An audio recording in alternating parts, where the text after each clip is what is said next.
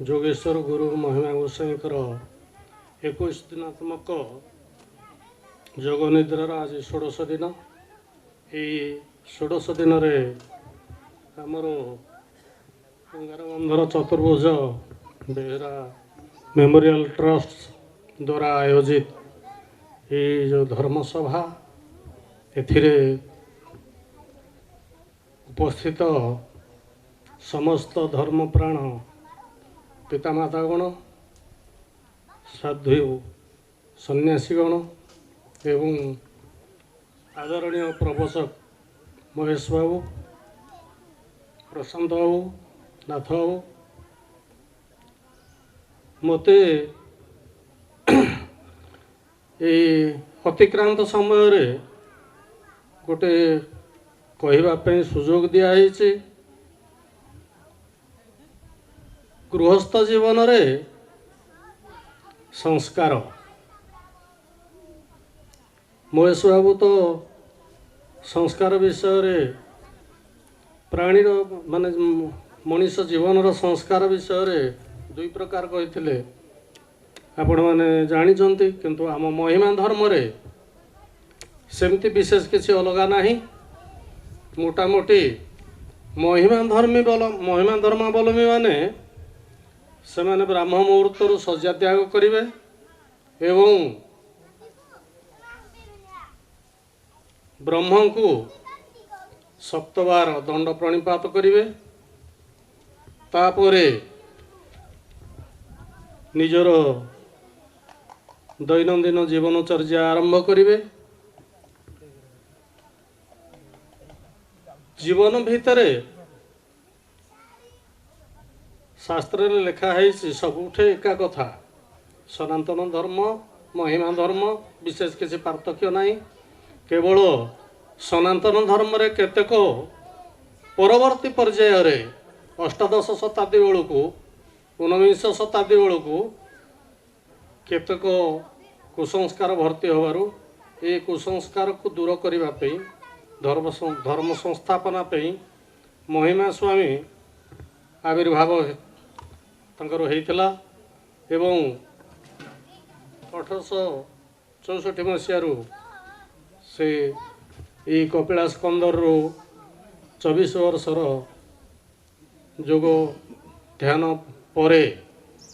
धर्म प्रचार करी संस्कारित जीवन यापन पे जो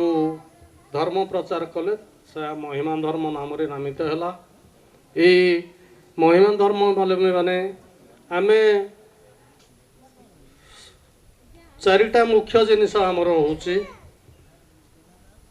आचरण करिबा, सत्य शांति दया क्षमा। चारिटा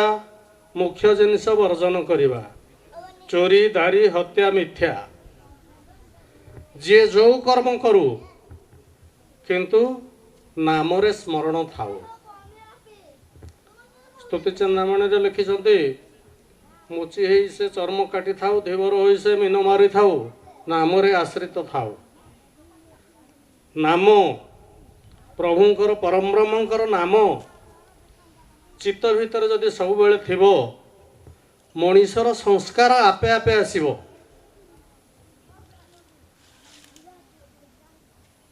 जोटा महेश बाबू कहते गर्भधान समय महिमा धर्म रे भी आमर सेमती अच्छी। महिमा स्वामी आज्ञा अच्छी जे ऋतुमत नीति नियम अनुसार तमे स्त्री संग करिवो एवं प्रभु को नाम उच्चारण करी उत्तम मुहूर्त रे बीर्यदान करिवो, जा फल रे तमे उत्तम संतान संतति प्राप्त हो। आमे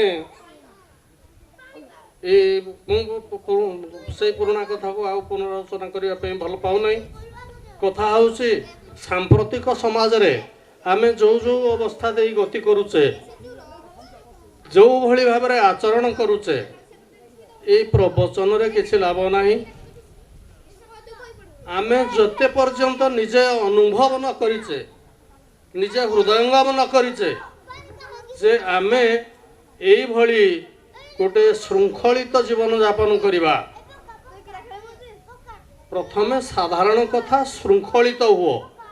परिवार भितर बापा को बापार मर्यादा दियो माँ को मार मर्यादा दियो भाई भाई भली चलो भाई भौणी की जो स्नेह करने कथा से ही भली हो विनोबा भावे तांकर गोटे गीता प्रवचन पुस्तक रचना करिसंती सेतरे से लिखिसंती रामायण एक परिवार शास्त्र एवं महाभारत गोटे समाज शास्त्र रामायण रे परिवार रे परस्पर सहित भाई भाई सहित बापा पुओ सहित माँ पुओ सहित स्वामी स्त्री सहित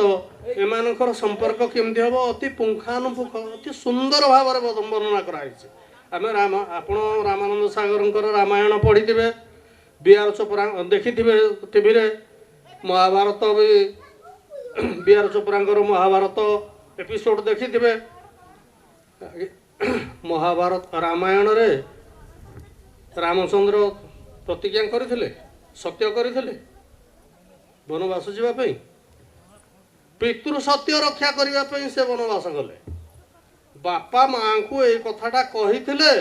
मु जदि वनवास न जाए मो बापा सकर सत्यभंग हम बापा एते चिंता आमे आज बापा कथा चिंता करने को बेल पाऊन यहाँ हूँ बड़ समस्या बापा प्रति आमर सर्वनिम्न कर्तव्य केते हम से कथा आमे जानूनु माँ जो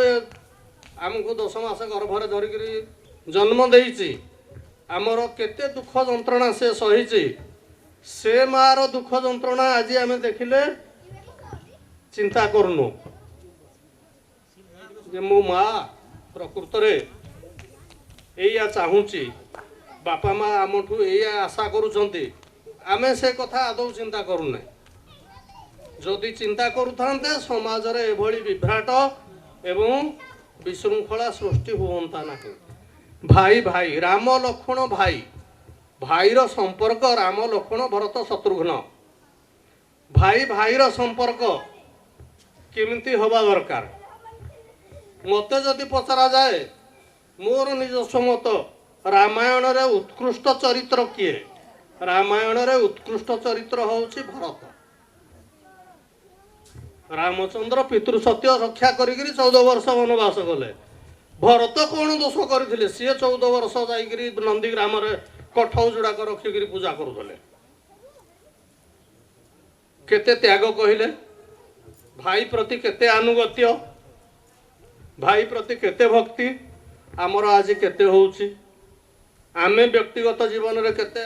अनुपालन करुचे प्रवचन दबा मु भल पाए नहीं कहवा को भल पाए नहीं मु थरे कहले बंद हवा भारी कष्ट हुए एवं मोर दुर्भाग्य जे मु वृत्ति रे जने शिक्षक थी आज्ञा मोर दुर्भाग्य जे ए ट्रेनिंग प्रोग्राम हो कि जहा हो मते शेष पीरियड टी देबे खाइला बेलू को चतुर्थ पीरियड टी देबे नहले शेष बेलू को षष्ठ पीरियड टी देबे तो मु कहले तो सरा नहीं असरती शिक्षक मैंने किंतु बहुत बहुत धन्यवाद दिए मो शिक्षक बंधु मैंने मत आग्रहर सहित शुणु था तो जहा हो किंतु आमर जो दैनंदिन जीवन आमे कहूचे या करवा करुचे कि एठे आसे शुणुचे जमती कहते जत पठितम तत निवेदितम जोठे जहाँ पढ़िलु से थोई देकरी घर को गलु घरे स्वभाव छाड़ी केमते एकूले जन्म देलु मते जगन्नाथ दास कहले जे मु तो यही कूल जन्म हो स्वभाव छाड़ी केमिति स्वभाव छाड़ी हम गोटे जिनिस संस्कार जदि आपण निजको संस्कारित करिवे आपण आपणक आचरण को जदि संस्कारित करिवे जदि उचित मार्ग रे दिशा परिवर्तन करी उचित मार्ग रे नेबे ताहले ए जिनिस संभव सब संभव पृथ्वी रे असंभव बोली किछि नाही आजिर दुनिया रे असंभव बोली कोन अछि ए नारी सहवास कथा कहते भल मनरे उत्तम हृदय आमर महिमा धर्म रे संध्या पूर्वर भोजन प्रबंध अच्छी रात्रि भोजन निषिद्ध मते प्रेमानंद भाई कुलाड़ ठे कहते गुरु आज्ञा विषय रे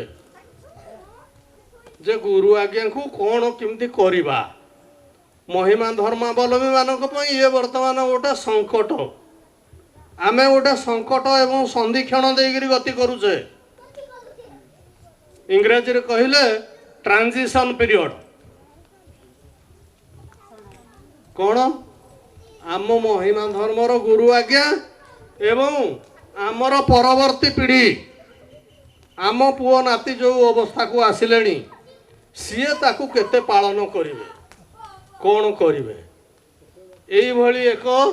संधिक्षण रे आमे पहुंचीचु आमे गोटे कथा कहला बेलू पुओ बहु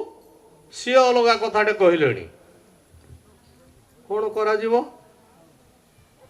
से विषय आलोचना हाँपाई यहाँ प्रकृष्ट क्षेत्र नुहे आमे उपयुक्त क्षेत्र रे आलोचना करूँ प्रेमानंद भाईंकर से गोटे कथा मते बहुत भाव गभीर भाव प्रभावित करिछि मु दिन राति से कथा भी चिंता करुछि जे आमे कौन करिपरिबा किंतु गुरु आज्ञा तो अपरिवर्तनीय गुरु आज्ञा को आमे बदलै देवा को आमर बाकी शक्ति अच्छी से कथा नहीं किंतु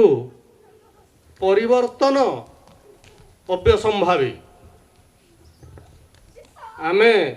परिवर्तन को केबे रोकी परिबा नहीं परिवर्तन